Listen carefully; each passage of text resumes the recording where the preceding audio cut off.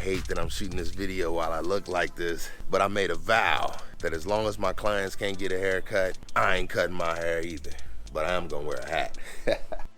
I know where the coronavirus come from. The Corona Corporation, and it's made in Japan. But right there it says Corona USA Corp.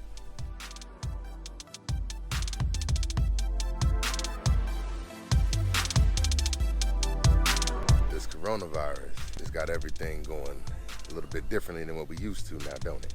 If you look, I'm a barber and I need a haircut bad. I decided with the way things are going with this coronavirus, and I ain't been in the shop to work here in a while, 2 weeks, y'all, 2 weeks, and a lot has changed. I've been trying to bring a video to y'all every single week, and I really want to, but I'm running into problems. Being locked in the house for 2 weeks, I ain't had much to do videos on. Ain't got no haircuts to do videos on. I mean, I got some haircut videos that I can edit.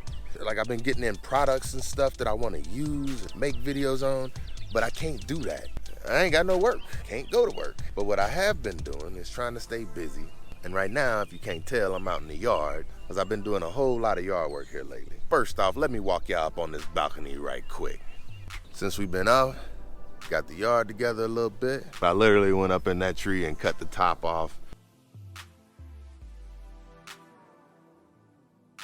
Even went back in the woods and started looking for that area to put that pond in. Like that white tree behind that tree right there, it's a white tree. So that pond is gonna be in that area right there. My yard goes all the way back to that tower right there. Neighbor actually was nice enough before I ever bought the house and moved in.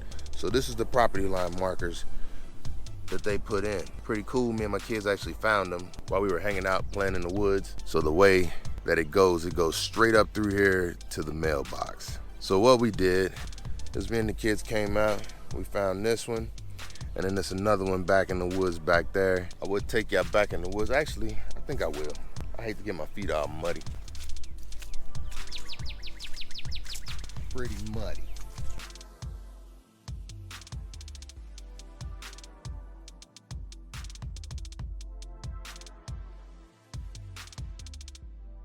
So these are the trails me and my kids built. That's where the lake is gonna be, and that's where I dug out yesterday, just playing around to see how well the ground was gonna hold water. Let me show y'all this marker where me and the kids found the end of our property line. So right here, there's the other one. Let me take y'all up to the front yard. So y'all give me a minute and let me get out of this mud. And I wanted to show y'all something. This was pretty cool. My wife went ahead and got her a new car. She did it right before. 2 weeks she had it now. Right before we got locked down. One of my upcoming projects. That boy is a mess. You see that right there? So what I did, this shelf right here, I just went and bought that from Home Depot and I put it together. I had shelves on this wall, if you can't tell, all the way down. And I basically took them off of this wall already, which I got some screws still to get out. And I wanted to move everything away from the wall so I can get to it. And I want everything up and off the floor so that I can blow out dirt and debris, keep the garage clean. But while I was planning on doing all of this, one other problem that I had. I never been up in this attic. I opened it once and the ladder was broke. This whole garage needs to be redone. The old owner left a lot of stuff. And so just this week, we opened up the garage door and I guess a bunch of stuff shifted in the attic or something, and that's what we got right now. That bag right there, that's a dumpster bag.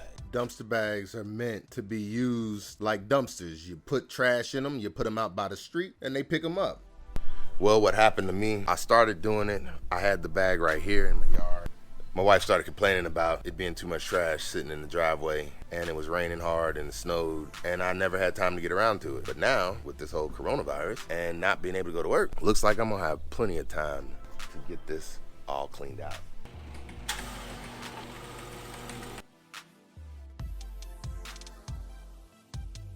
I hate being out without a hat, and I hate that I'm shooting this video while I look like this, but I made a vow that as long as my clients can't get a haircut, I ain't cutting my hair either, but I am gonna wear a hat. Some of the things that I did for my business. I started a new booking app, moving over from StyleSeat to Booksy. I'm doing this because Style Seat really has pissed me off. Now, Style Seat already charges me $35 a month for me to use their app. Then I start having clients come in complaining that Style Seat is charging them $1 to book an appointment. That don't work for me. I ain't trying to pay Style Seat $200 a month. They basically are getting $35 a month off of me, and then every time a client books an appointment, they get another $1. Every time. I have clients who say they sat down and tried to book 5 appointments, booking 5 appointments out, and they get charged $5. And then they tell me when they go and cancel an appointment and reschedule, they still get charged another $1 and don't get the old $1 back. I'm not receiving the $1. The company that's booking is receiving the $1. Plus, they are receiving $35 from me. If the $1 was coming to me, I could do something to improve the shop, which will be a benefit to my clients. Since they're keeping the $1, all it's doing is becoming a deterrent for my clients. I had no say-so over. Style Seat just did it without me. They require that everybody puts in a credit card, which I like that. The credit card situation, I like. I tried to turn it off on Style Seat because now Style Seat wants that $1 off of every. Now, I didn't call Style Seat and see what was going on. I didn't. To be honest, I kind of was getting tired of Style Seat anyway. Didn't like it. It didn't seem very user-friendly. It didn't make me want to go in and use it at all. It didn't make me want to use it at all. It was just too complicated. So I reached out to a couple of my friends, other barbers, and found out what they were using. And they told me, all of them, all the people who are around my area that I know that are barbering, all of them were using Booksy. The benefit of this is a lot of people are already using Booksy. Now, I'm not saying a lot of people aren't using Style Seat. A lot of people use Style Seat, but it seems like more cosmetologists in other industries use Style Seat, which it seems like cosmetology and barbering use Booksy the most. There is one thing that was very interesting about this whole. So I went online and I started looking up booking apps, and I ran into a guy. His name's Jamel. I'm gonna put his information up. I want you to go check out his videos. Jamel is a Booksy educator, and he's on YouTube. So I just left a little comment saying, I really liked your video, your quality's great. I was thinking about switching over, and these are some of the things that I was looking for. Wish you could have put those in your video. Comments back and says, hey, thanks for the pointers. If I could be more help, yada, yada, yada. So I write back saying thanks. We end up on Instagram going back and forth through the DM. Then we end up on the phone talking. We probably talked for an hour on the phone. He walked me through, all the benefits of Booksy. Told me I should give it a try. I did. Best move I ever made.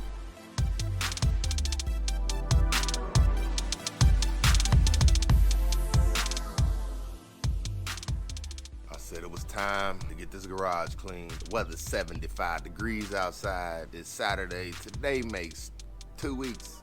2 weeks. Me and the kids ain't been to Taekwondo in 2 weeks today. We got our yellow belts 2 weeks ago yesterday. We went swimming for the last time 2 weeks ago, and now we've been locked in the house for 2 weeks and we ain't been nowhere. So I got my oldest son, he out here in a cul-de-sac riding his bike. Can't have no kids playing with him, so it kind of sucks for him a little bit. But this is some of the stuff that I've been doing to try and stay busy during this time.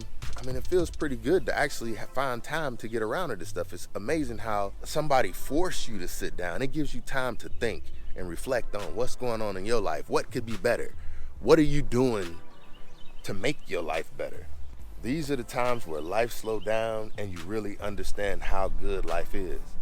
A lot of times it's just the rush. Like for me, I spend so much time making videos and editing videos, I probably could have been had that garage cleaned out. I treat this like it's a second job to me. I ain't making no money. I ain't worried about that. I like this so much. I don't know where this is gonna take me, but I do know one thing. I was just hoping it wouldn't take me back here.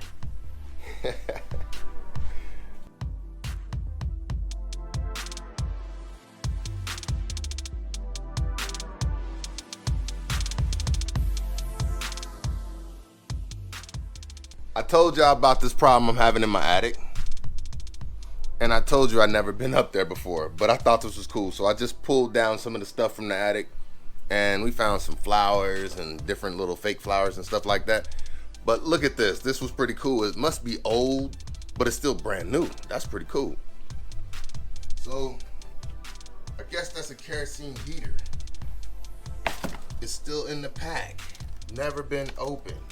I know where the coronavirus come from. You see this? This was that space heater that was in my attic that I didn't know about. Look what it's called. Is that the oddest thing ever? During a time where we stuck in the house due to the coronavirus. It's made by the Corona Corporation, and it's made in Japan. But right there it says Corona USA Corp. Wonder who invented the coronavirus. That's weird though, y'all. That's very weird. That boy was up in the attic. The old owner left it there. And while I was cleaning out the attic, which we finally got all that stuff out, it fell out and I caught it. Let me get back to work, y'all.